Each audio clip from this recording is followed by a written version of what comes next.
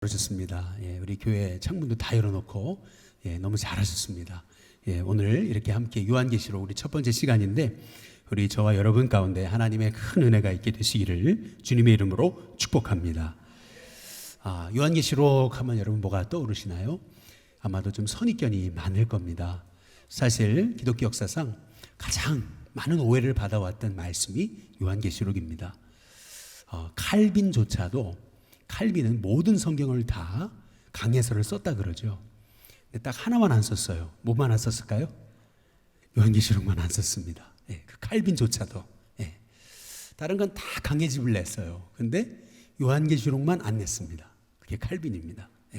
이유가 있어요. 이게 뭐냐면 중세 카톨릭이 요한계시록의 말씀을 신비적으로만 풀었어요. 그래서 그 중세 교인들을 우매화시켰어요. 우상화시켰어요. 그래가지고 그거에 대한 분노, 반감으로 칼빈이 요한계시록 강해를 하지 않았습니다. 이것은 지금 우리 한국교회랑 똑같아요. 수많은 이단들이 요한계시록을 잘못 자의적으로 풀어가지고 수많은 사람을 미혹하게 하고 있습니다. 그러다 보니까 70년대, 80년대, 90년대에 들어서면서 한국 강단에서 요한계시록에 대한 선포가 사라졌어요. 요한계시록을 선포하면은 이단에서 하는 것으로 사람들이 착각을 했습니다. 여러분, 성경의 66권 중에 그 어느 하나도 우리가 그냥 넘어갈 성경이 어디 있습니까? 근데 특별히 창세기가 귀하듯이 요한계시록 너무 귀한 거예요. 시작이 있으면은 끝이 있어야 되는데 시작만 얘기하고 끝을 얘기하지 않은 거예요. 그러다 보니까 한국교회가 이 주님이 다시 오신다라고 하는 이 메시지가 약해지다 보니까 어떤 현상이 나타났냐면 이 세상만 바라보게 된 거예요. 주님이 다시 오신다라고 하는 이 주님의 재림, 마라나타에 대한 소망이 사라지니까 한국교회가 이 세상의 성공만을 추구하는 교회가 된 거예요. 그러다 보니까 조금 내가 신앙생활하다가 고난당하고 어려움 당할 수 있는데 이번에 코로나 때문에 이렇게 그 세계 선교 중보기도 올라오는 걸 보면은요, 많은 선교사님이 지금 해외에서 선교하다가 코로나에 걸려가지고 어려움이 많습니다. 그런데 이제 이런 상황을 보면서 우리는 단지 그렇게 판단하는 거예요. 아니, 어떻게 하나님 사랑하시는 선교사님이 코로나에 걸려? 그 무슨 말이냐면 주님이 다시 오신다라고 하는 이 신앙을 잃어버리니까 한국교회가 오로지 세상만 바라보게 된 거예요. 그러다 보니까 성공하면 복 받은 거고 성공 못하면 하나님께 복 못 받은 거고 하나님 외면하시는 거고. 이제 이렇게 그러니까 교회가 어떤 복음을 얘기하는 것이 아니라 세상의 성공을 얘기하는 그러한 교회로 전락하고 만 거예요. 그러다 보니까 고난을 이길 힘이 없어요.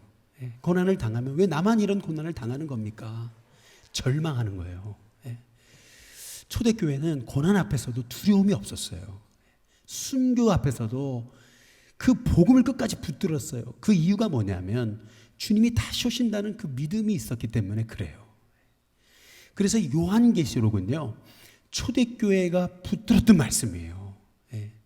그리고 뿐만 아니라 요한계시록은요, 우리 한국교회가 일제시대 때 고난당할 때 제일 붙들었던 말씀이 요한계시록입니다. 길선조 목사님이 그렇게 부르짖으며 선포했던 말씀이 요한계시록이에요. 이 요한계시록의 말씀을 붙잡으면서 주님이 오신다라는 믿음을 가지고 이 땅에 있는 고난 가운데도 바로 예수님은 승리하시지 않느냐, 이 믿음 가지고 끝까지 교회는 승리한다라는 이 믿음 가지고 승리했던 게 한국의 초대교회입니다. 그리고 주님이 세우신 2000년 전의 초대교회예요. 근데 어느덧 우리는 주님이 다시 오신다라는 이 소망을 잃어버린 거예요. 그러다 보니까 주님이 다시 오신다는 메시지가 없어요. 그러다 보니까 우리는 자꾸 현실만 바라보는 거예요. 땅에서 여기가 좋사오니 이게 우리가 주제가가 돼버린 거예요. 초대교회의 주제가는 주님 다시 오시옵소서였는데 우리의 주제가는 여기서 복 주시옵소서, 여기가 좋습니다, 이렇게 이대로가 좋습니다, 불러가지 마시옵소서, 이렇게 된 거예요. 이제 그러다 보니까 우리가 영적 군사로서의 그 믿음의 야성을 잃어버리게 된 거죠. 그래서 사실은 이 시대에 이렇게 우리가 혼란할 때일수록 더 주님이 가까움을 볼수록 우리는 요한계시록에 주신 하나님 말씀을 붙잡아야 되는 겁니다. 그래서 요한계시록의 말씀은 예수님이 우리에게 주신 이 전쟁 한복판에서 주신 바로 영적 전투의 교본과 같은 거예요. 그래서 이 요한계시록의 말씀을 붙잡을 때 우리는 영적 군사로서 이 마지막 때 영적 싸움에서 우리가 승리하는 하나님의 종이 되는 거예요. 그래서 이때일수록 우리는 요한계시록의 말씀을 바로 붙잡고 자의적인 해석이 아니고 바로 붙잡고 그래서 나에게 매일 주시는 하나님 음성에 따라서 승리하는 하나님의 종들이 돼야 되는 것입니다. 요한계시록 시작하면서 이 얘기로 좀 시작했으면 좋겠어요. 제가 이렇게 한 절 한 절 좀 짧게 자르려다 그러다가 아니다, 이게 좀 길게 자르자 그래가지고 오늘은 1장, 금요일은 2장 이런 식으로 넓게 잘라가지고 말씀을 아주 개괄적으로 좀 전하려고 그래요. 이 짧게 자르면 한 40주가 걸립니다. 그러나 조금 더 짧게 잘라가지고 이 요한계시록의 말씀을 좀 보려고 그러고 있어요. 요한계시록을 시작하면서 이 말씀을 꼭 드리고 싶어요. 초등학생 아이가 고등학교 수학을 보면은 어떤 느낌이 들죠? 초등학생 아이가 고등학교 수학을 보면 막 그 고등학교 수학을 보는 순간 애들이 막 경기를 일으키죠. 난 못해. 그런데 대학생이 고등학교 수학을 볼 때는 이게 어려운 게 아니에요. 이유가 있죠. 왜 그렇죠? 이게 어려워서라기보다는 어찌 본다면요, 대학생들한테는 고등학교 수학이 익숙해진 거예요. 원리를 배우고 그러다 보니까 익숙해지니까 대학생이 볼 때 고등학교 수학은 어려운 게 아니에요. 그러나 초등학생 아이가 볼 때는 고등학교 수학은 절대 못 푸는 거예요. 요한계시록도 똑같아요. 요한계시록도요, 절대 못 푸는 말씀이 아닌 거예요. 왜 요한계시록이 어려운 거냐면은 익숙하지 않아서 그래요. 여지까지 안 들어봤으니까 익숙하지 않아서 우리에게 어려운 거예요. 그래서 저는 여러분께 부탁드립니다. 이번 요한계시록을 함께 나누는 동안 여러분이 한번 1장부터 우리 22장까지 통으로 한번 여러분이 한번 읽어보세요. 그리고 통으로 한번 여러분이 들어보세요. 끊지 말고. 그리고 계속 시간마다 한번 읽어보세요. 그러면은요, 이 요한계시록의 말씀을, 강해의 말씀을 들으면서 또 읽고 들으면서 읽고 하다 보면은 나를 이 마지막 때 영적 군사를 세우신 하나님의 은혜가 저와 여러분 가운데 부어지는 축복이 있게 될 줄로 믿습니다. 먼저 요한계시록의 말씀을 묵상하면서 가장 먼저 첫 번째 던져야 될 질문은 요한계시록은 어떤 말씀인가라고 하는 질문이 되게 중요하죠. 먼저 첫 번째는 뭐냐면은 요한계시록은 예배 중에 읽혔던 말씀입니다. 그걸 어떻게 할 수 있냐면 1장 3절에 보시면은 이 예언의 말씀을 그 다음 뭐예요? 읽는 자, 그리고 그 읽는 것을 뭐 하는 자요? 듣는 자, 그 가운데 그리고 깨달은 것을 지키는 자가, 기록된 걸 지키는 자가 복이 있나니 그 다음 뭐예요? 때가 가까웁니다. 근데 여러분 여기서 읽는 자, 이 예언의 말씀을 읽는 자라고 하는, 읽는다라는 말씀이 헬라어로는 아나기노스코라고 그래요. 아나기노스코. 이 아나기노스코라는 말은 뭐냐면 이게 헬라의 원어적인 뜻은 공중 앞에서 큰 소리로 읽는다는 뜻이에요. 그러니까 다시 말하면 이 예언의 말씀을 읽는 자, 공중 앞에서 큰 소리로 읽는 거, 그거를 또 듣는 자, 그 가운데 기록한 것을 지키는 자가 복이 있나니 때가 가깝다. 이 말씀의 의미를 통해서 우리는 요한계시록은 어떤 말씀이었나, 초대교회에 이것은 공중 예배 가운데 읽혀졌던, 소리 내어져서 읽혀졌던 말씀이에요.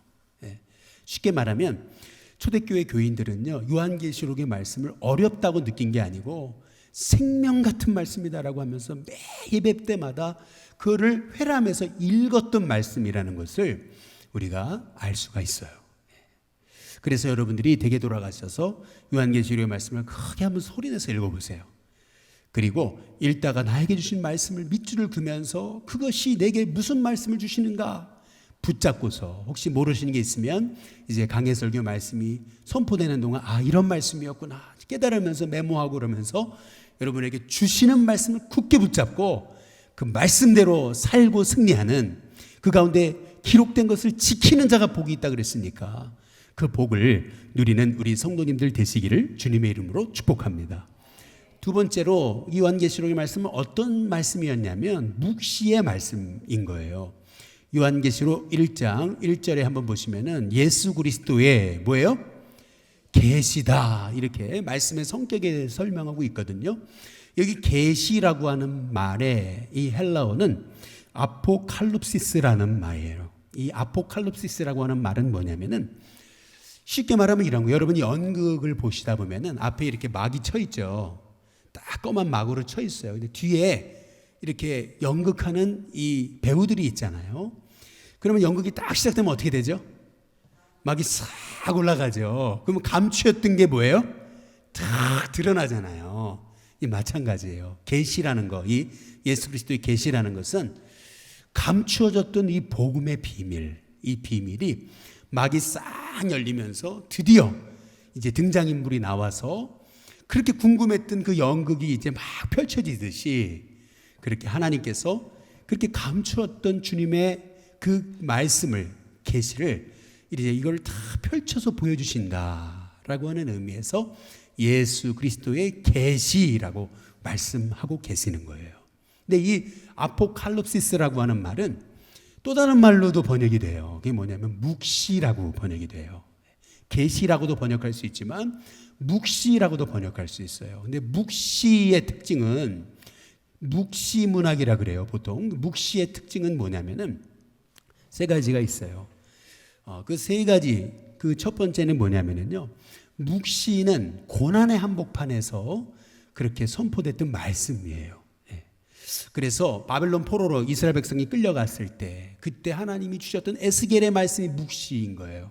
고난의 한복판에서. 그러면 고난의 한복판이라고 한다면 이스라엘 백성이 바벨론에 끌려갔잖아요. 그러면은 이스라엘 백성들을 억압하는 존재가 있잖아요. 그게 바벨론이잖아요. 근데 포로로 끌려간 사람들이 어떻게 하나님 말씀을 받았다 하더라도 그게 바벨론이다라고 어떻게 이게 드러내서 얘기할 수 있나요? 못하는 거죠. 이 초대교회 교인들이 로마라고 하는 그 엄청난 그 세력에 의해서 핍박당하고 고난당하는데 그게 로마다라고 어떻게 얘기를 해요?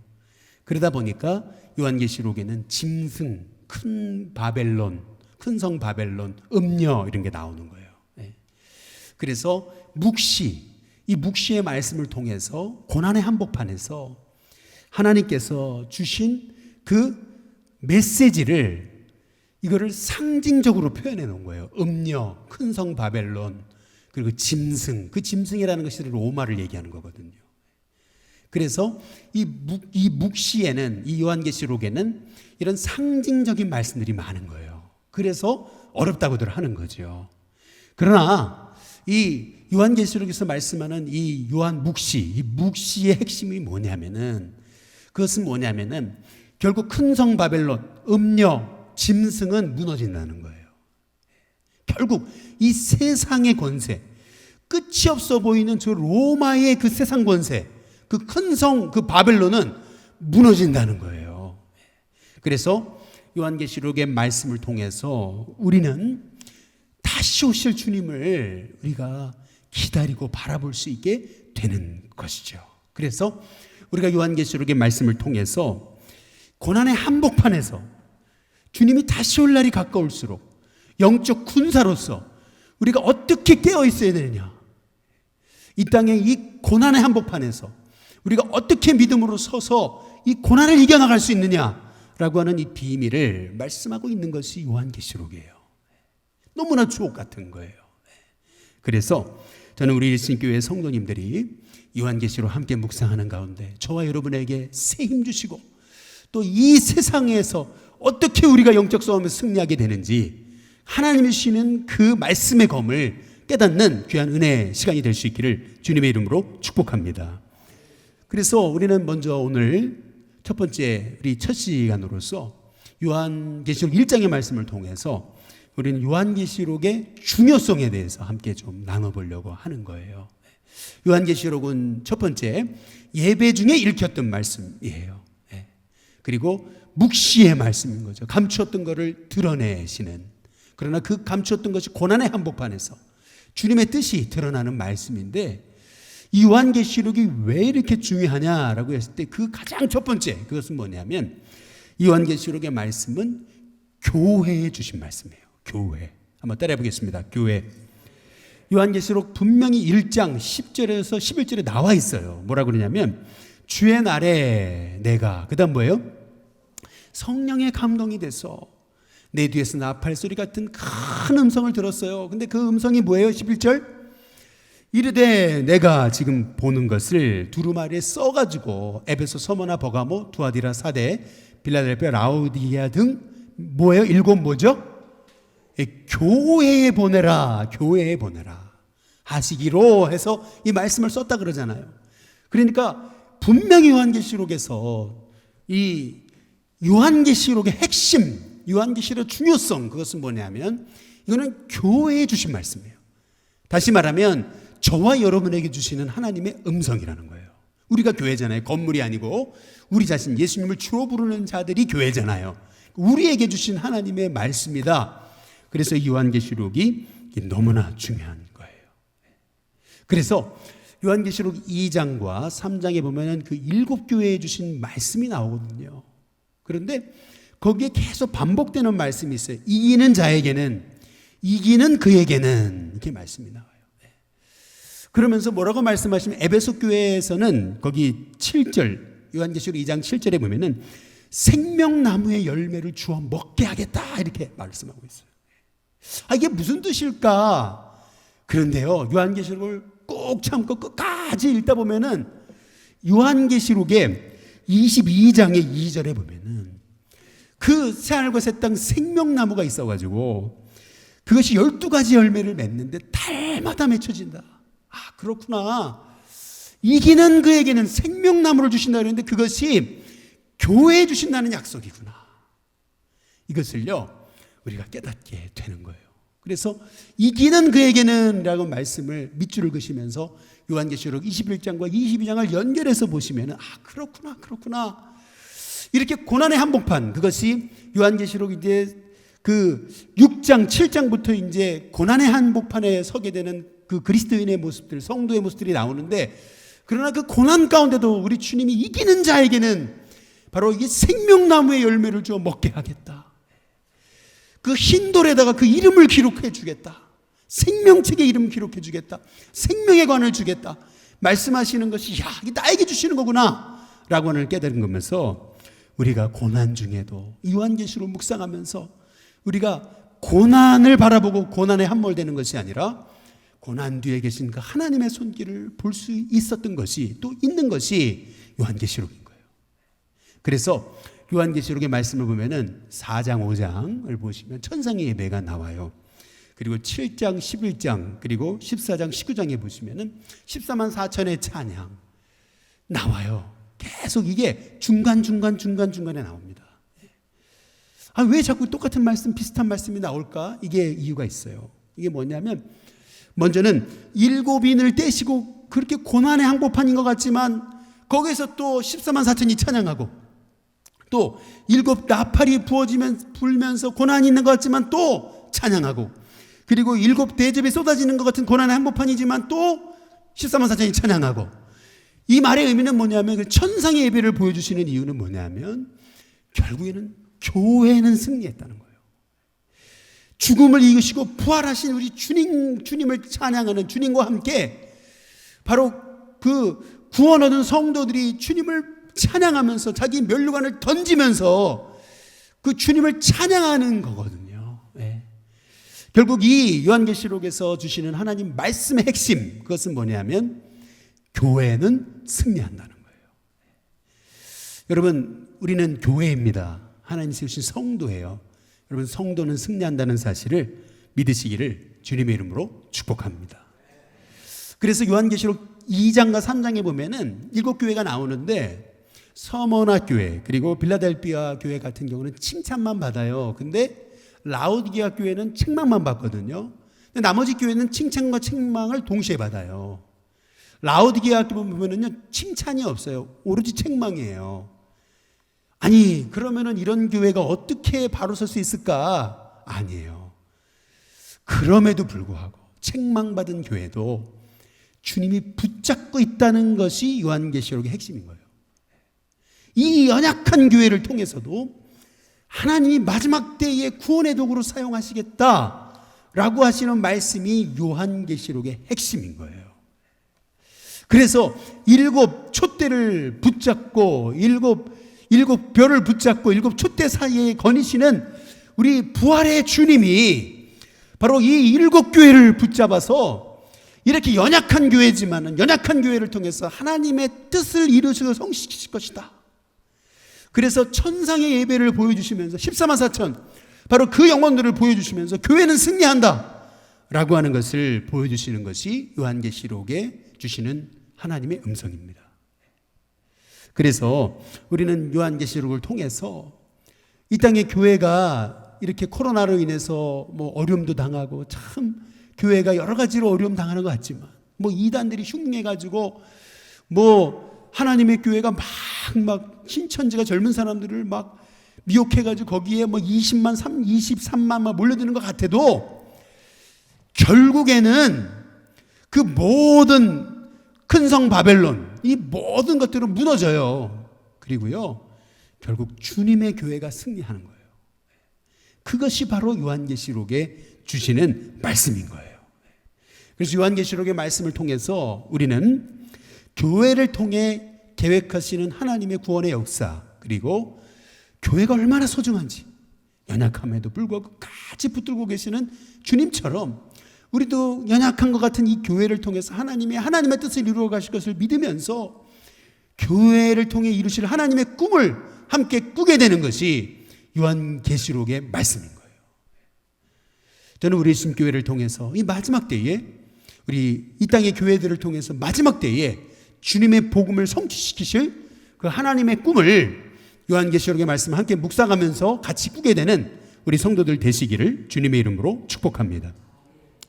두 번째로 요한계시록의 중요성, 그것은 뭐냐면은 요한계시록은 감추인 하나님의 총체적인 구원의 역사를 교회에 드러내 주시는 말씀이라는 겁니다. 여기서 중요한 것은 총체적인 구원의 역사예요. 어떤 분들은 요한계시록을요 이렇게 과거에 1세기에 있었던 그 로마 박해 상황에서 벌어졌던 일로만 요한계시록을 그렇게 푸는 분들이 있어요. 역사적인 관점이죠. 물론 맞아요. 요한계시록의 배경은 바로 로마의 박해 상황이에요. 그러나 그 성경을 거기에서 풀고 끝난다면은 과거에 있었던 그 일로만 생각한다면은 지금 나에게 주신 하나님의 음성이 있잖아요. 그렇잖아요. 그러니까 과거에 1세기에 있었던 그 배경에서 쓰여진 건 사실이에요. 예. 그러나 그것이 요한계시록의 전부는 아니라는 거죠. 또 반면에 어떤 분들은 요한계시록을요 꼭 노스트라다무스 예언처럼 뭐 그 소위 동양의 정감록과 같은 그런 어떤 예언서라고 생각하는 분들이 있어요. 그래가지고 666이 뭘까? 그래가지고 이거 바코드다. 그래서 한때는 제가 중고등학교 다닐 때는 666 받으면 큰일 난다. 예. 그런데 그때 롯데월드를 갔는데 저한테 딱 찍어주더라고요. 롯데월드에서. 야, 나 큰일 났네. 이거 바코드 찍었는데. 여기다 찍더라고요. 야, 나 큰일 났네. 나 이제 구원 못 받는 거 아닌가. 근데 알고 보니까 지금은 바코드가 일상이 됐잖아요. 예. 베리칩이다. 뭐 이런 얘기들을 하죠. 그러나 여러분 요한계시록을 노스트라다무스 예언하듯이 그렇게 정감록 예언하듯이 그렇게 하나하나 그냥 꿰맞추려고 하다 보면은 이게 성경이 하나님이 내게 오늘 주시는 말씀이 아닌 단지 어떤 무당 점치는 도구가 될 수도 있는, 그러다 보니까 바로 하나님의 말씀이 세상에서 조롱을 당하는, 쉽게 말하면 그 요한계시록 13장에 나오는 바다에서 올라온 짐승에 대한 얘기가 나오거든요. 뿔이 10개고요. 머리가 7개고 그 뿔 면류관이 10개예요. 총 합이 27개예요. 27개. 유럽연합이 27개국이거든요. 그래가지고 이거를 유럽연합이라고 해석한 거예요. 예. 아직도 지금도 인터넷 뒤져보니까 아직도 그렇게 얘기하는 사람들이 있더라고요. 이게 무슨 말이냐면 아니 유럽연합이 왜 갑자기 사탄의 왕국이 돼버렸어요? 물론 정사와 권세와 이 어두움의 세상 주관자들, 하늘에 있는 악의 영들, 이 악한 사단은요, 어떤 세상 정치, 어떤 권력을 이용해서 많은 사람을 넘어뜨리고 미혹하는 건 사실이에요. 그러나 유럽연합이 소위 말하는 그 요한계시 13장에 바다에서 올라온 짐승이다 이렇게 그냥 딱 규정해버리면은요, 그러면은 이게 요한계시록의 말씀을 가지고 자꾸 이렇게 우리가 꼭 예언하듯이 노스트라다무스 예언처럼 이렇게 가다 보면은 이게 성경이 우리가 이게 큰 오류에 빠질 수 있는 거예요. 그래서 베드로후서 1장 한번 20절에 보시면은 먼저 알 것은 성경의 모든 예언은 어떻게 해요? 사사로이 풀면 안 돼요. 그럼 어떻게 되느냐? 에베소서 2장 한번 20절에 보시면 너희는 그 다음 뭐죠? 사도들과 선지자들의 터 위에서 우리가 셈을 입은 거예요.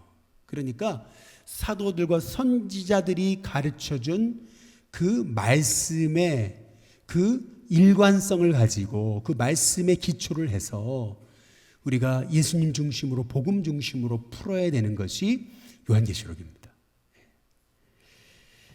그럼 어떻게 요한계시록의 말씀을 이제 우리가 봐야 되느냐? 요한계시록에 다 나와 있어요, 사실은요. 1장 19절에 보시면은 그러므로 내가 그다음 뭐예요? 첫 번째 본 것. 네. 그다음에 두 번째 뭐예요? 지금 있는 일. 그다음에 세 번째 뭐죠? 장차 될 일을 기록하라 그런 거죠. 그러니까 요한계시록은 세 가지로 구성이 돼 있어요. 요한이 본 환상. 그렇죠? 천상의 예배 14만 4천. 새하늘과 새 땅. 이 요한이 본 것. 그리고 두 번째. 그다음에 지금 있는 일. 지금 있는 일이 뭐죠? 지금 초대교회 7교회가 고난의 한복판에 있죠.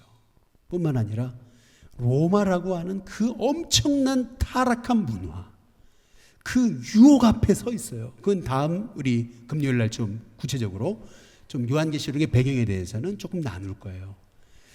그런 여러 가지 그 사탄의 그 어떤 공격과 또 박해와 또 세상 문화 속에서 교회는 막 풍경등화 같이, 쉽게 말하면 이사야서 42장의 말씀처럼 상한 갈 때 꺼져가는 등불 같아요. 후 불면은 곧 꺼질 것 같은 게 교회 같아요. 그런데도 오늘 말씀에서 주시는 말씀의 핵심이 뭐냐면, 그렇게 연약해 보이는 라오디게아 교회, 책망만 받은 라오디게아 교회도 주님이 붙잡고 계시다. 아니 그 영적 지도자들을 보면은 때로는 눈살이 찌푸리고 그러지만은 그 지도자도 주님이 붙들고 계시다. 이것이 바로 요한계시록에 주시는 하나님의 말씀인 거예요. 그래서 요한계시록 1장 5절에 보면은 한번 읽어보시죠. 다 함께 같이 한번 읽어보겠습니다. 같이 있습니다. 시작. 또 충성된 증인으로 죽은 자들 가운데서 그 다음 뭐예요? 먼저 나시고 그 다음에 뭐죠? 땅의 임금들의 머리가 되신 누구요? 예수 그리스도로 말미암아 은혜와 평강이 너희 있기를 원하노라. 여기 잘 보시죠. 예수님을 어떤 분으로 소개해요? 충성된 뭐라고요? 증인으로 소개하고 있어요. 아니 왜 예수님을 증인으로 소개하고 있을까? 근데 그 다음에 또 뭐라고 나오냐면 죽은 자들 가운데서 먼저 나시고 그리고 결국 땅의 임금들의 머리가 되셨다. 이 말씀의 의미는 뭐냐면요, 지금 요한계시록의 상황은 순교의 상황이잖아요. 근데 그 순교의 가장 본이 되신 분이 누구세요? 예수님이신 거예요. 예수님이 충성된 증인으로 가장 먼저 순교의 증인이 되신 거예요. 그러나 그 순교의 한복판에서 죽은 자들 가운데서 먼저 나셔가지고 결국 땅의 임금들의 머리가 되신 예수님, 지금 우리 그리스도인들이 고난의 한복판에서 순교당하고 있지만 그러나 결국 예수님처럼 그 충성된 길을 따라가자. 이것이 바로 요한계시록에서 주시는 그러한 그 승리의 권면의 메시지인 것이죠. 그래서 우리가 요한계시록 묵상하는 동안 히브리서 12장 2절 이 말씀을 계속 우리가 묵상해야 되는 거예요. 믿음의 주여 또 온전하게 하시는 이인 뭐죠? 예수님을 바라보는 거예요. 변함없이 요한계시록의 말씀을 통해 예수님을 바라보는, 이 마지막 때에 있을 환난과 고난에 집중하는 게 아니고요, 요한계시록을 보면은 천상의 예배 14만 4천 찬양하는 거, 구원하신 보좌 위에 어린 양 되신 주님께 있도다라고 고백하는 이 찬송, 많은 물소리, 이 여기를 계속 반복해서 보여주시는 것은 고난에 우리가 집중할 게 아니에요. 승리하신 주님께 집중해야 되는 거예요. 그것이 요한계시록의 핵심인 거예요. 저는 우리 신교회 성도님들이 아무리 고난이 있지만 고난에 집중하는 것이 아니라 승리하신 충성된 증인으로 죽은 자 가운데 먼저나셔서 저 땅의 임금의 그 하늘의 머리가 되신 바로 우리 주님을 바라볼 수 있는 저와 여러분이 되시기를 주님의 이름으로 축복합니다. 그래서 이 아까 내가 본 일, 지금 있는 일, 그리고 장차 될 일이라고 얘기하잖아요. 그러면 이제 세 번째 요한계시록에서 말씀하는 게 뭐냐면 장차 될 일인 거예요. 다시 말하면 이제 삼위일체 하나님께서 우리에게 이제 앞으로 보여주실 일에 대한 그런 비전을 말씀하시는데, 그래서 하나님이 이 땅에 이루실 최종 구원의 드라마를 보여주시는 것이 요한계시록인 거예요. 시작이 있으면 끝이 있죠. 그리고 처음이 있으면 마지막이 있는 거예요. 그래서 요한계시록의 말씀을 통해서 우리는 이 하나님의 구원의 최종 역사의 드라마를 보게 되는 거예요. 이 땅이 전부가 아니고 반드시 주님 오신다. 반드시 새하늘과 새 땅, 우리를 예비하신 그 놀라운 그 주님은 다시 오신다라고 하는 그 믿음, 그것이 바로 우리 하나님이 이 땅 가운데 계획하신 구원의 최종 드라마, 최종 역사인 것이죠. 그래서 그 조정민 목사님이 쓰신 요한계시록 책에 보니까 참 제목이 좋아서 그 책에 보니까 사후대책이라고 돼 있어요. 우리는 노후대책을 신경 많이 써요. 노후대책에 대해 신경 많이 쓰죠. 노후를 어떻게 할까? 연금을 어떻게 들어야 될까? 이게 여러 가지로 이제 내 노후는 어떻게 될까? 이제 그거에 대해서 고민이 많잖아요.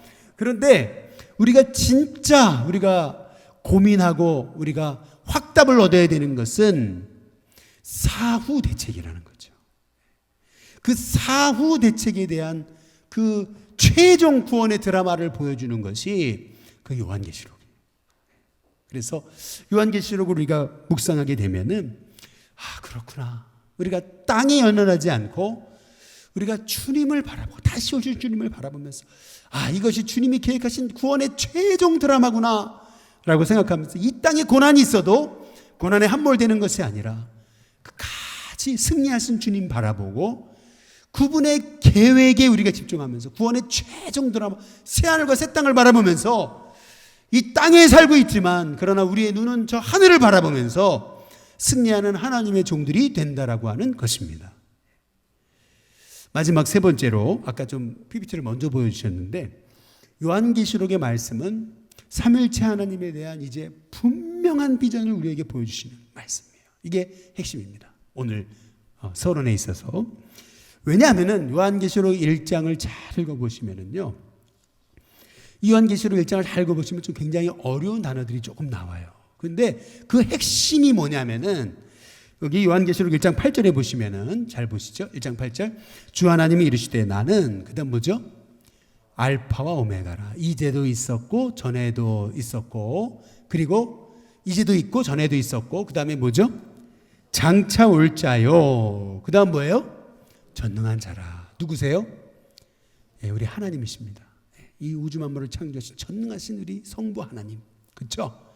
근데 10절에 보니까 주의 날에 그다음 뭐예요? 내가 성령에 감동돼요. 성령님에 관해서 말씀하시죠. 나에게 말씀하시는 성령, 지금도 말씀하고 계시는 성령님, 그렇죠? 그 다음에 오늘 17절, 18절에 보면은 그 다음 뭐라 그랬죠? 두려워하지 말라. 나는 뭐예요? 처음이요 마지막이니. 그 다음에 18절 곧 그 다음 뭐예요? 살아있는 자라. 그 다음 뭐라 그러세요? 나는 내가 전에 뭐예요? 죽었었노라. 볼지어다 이제 세세토록 살아있어. 그 다음 뭐예요?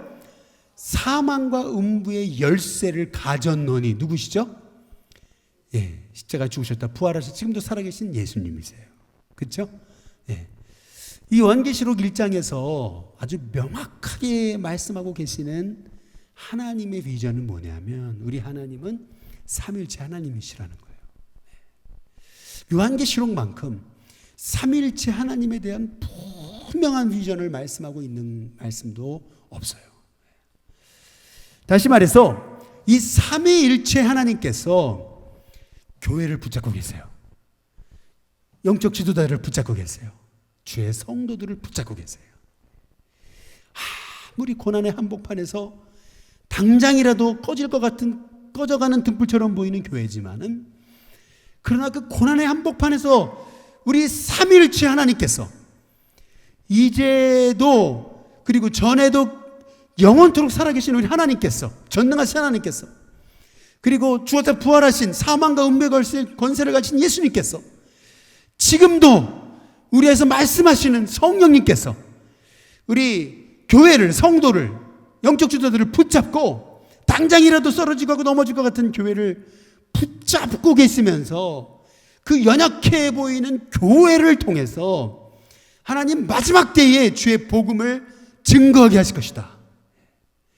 하나님의 꿈과 계획과 비전은 다름 아닌 주가 택하신 성도 교회다 라고 하시는 말씀을 바로 이 요한계시록의 말씀을 통해서 우리에게 주시는 거예요. 그 우리를 붙잡고 계시는 주님은 결국 다시 오신단 말이죠. 그 요한계시록 그 21장에서 말씀하시는 그 새하늘과 새 땅, 그것이 요한계시록에 보면은요 21장에 분명히 이렇게 말씀하고 계시거든요. 9절에 10절에 새하늘과 새 땅은 어린 양의 아내라 그래요. 그 어린 양의 아내가 뭐예요? 그게 교회입니다. 결국엔 새하늘과 새 땅, 주님이 보여주실 그 비전은 교회예요. 교회. 그래서 요한계시록은요 교회로 시작해서 교회로 끝나는 거예요. 하나님이 이 마지막 때 이렇게 후 불면 꺼질 것 같은 그 꺼져가는 등불과 같은 교회를 붙잡고 이 고난의 한복판에 서 있는 이 교회를 끝까지 붙잡고 주님 다시 오실 때까지 하나님의 그 놀라운 구원의 역사를 이루실 것이다. 그 네가 본 것, 그 지금 있는 일, 장차 될 일을 기록해라. 이것이 요한계시록에서 주시는 하나님의 말씀인 거예요. 그래서 어떻게 우리가 과거에 1세기에 일어났던 일로만 요한계시록 볼 수 있겠습니까? 그리고 또 어떻게 우리가 이것이 그 무당 점치듯이 요건 요거다 저건 저거다 이렇게 하면서 어떻게 할 수 있겠느냐는 거예요. 그 광대하신 하나님의 뜻과 비전을 우리가 어떻게 다 이해할 수 있는 거예요. 그래서 요한계시록의 말씀을 우리가 묵상하고 나누다 보면은 우리가 다 요건 요거다 이렇게 할 수 있는 쪽집게식으로 이렇게 할 수 있는 게 아니에요. 사사로이 풀 수 있는 게 아니에요. 그래서 하나님의 큰 구원의 역사와 비전을 가지고 야, 이 교회가 연약한 것 같은데도 끝까지 붙들고 계셔서 결국은 이 교회를 통해서 하나님의 그 놀라운 구원의 역사를 이루실 텐데 그분은 다시 오신다. 그분은 다시 오신다. 여러분 이것이 요한계시록의 핵심입니다. 저는 바라기는 우리가 이렇게 이 땅에 살고 있지만 주님이 다시 오신다라고 하는 그 믿음, 이 땅에 살고 있지만 이 땅이 전부가 아니라 노후 대책에 우리가 매여서 얽매이는 것이 아니라 사후 대책이 더 중요하구나. 야, 새하늘과 새 땅의 비전이 나에게 있는 한 주님은 이 교회를 통해서 하나님 마지막 때 구원의 복음을 증거하게 하실 것이구나. 그래서 요한계시록은 두려운 말씀이 아니고 승리의 말씀인 거죠. 위로의 말씀이고 그리고 우리를 향한 격려의 말씀이 되는 겁니다. 끝까지 견뎌라. 결국엔 승리한다. 라고 하시는 말씀이 요한계시록의 말씀입니다. 바라기는 저와 여러분을 통해서 요한계시록의 말씀 묵상하는 가운데 우리의 새로운 영적 눈이 떠지고 이 마지막 때 영적 군사로서 우리가 정말 이 세상 가운데 있는 고난과 역경 속에서 쉽게 넘어지지 않고 십자가 붙들고 끝까지 순교 한복판에서도 충성된 증인으로 결국 죽은 자들 가운데 먼저 나시고 땅의 임금들과 머리가 되신 우리 주님을 바라보면서 끝까지 승리하는 저와 여러분이 되시기를 주님의 이름으로 축복합니다. 우리 함께 복음성가 찬양하고요 기도하고 마치겠습니다.